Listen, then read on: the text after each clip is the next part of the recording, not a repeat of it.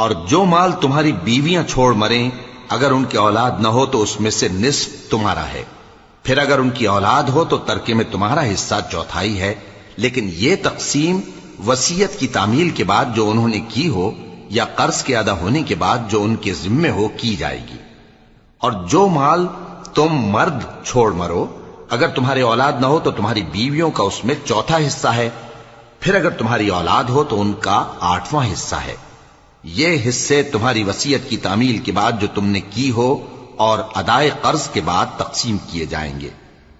اور اگر ایسے مرد یا عورت کی میراث ہو جس کے نہ باپ ہو نہ بیٹا مگر اس کے بھائی یا بہن ہو تو ان میں سے ہر ایک کا 6واں حصہ ہے، اور اگر ایک سے زیادہ ہوں تو سب 1/3 میں شریک ہوں گے۔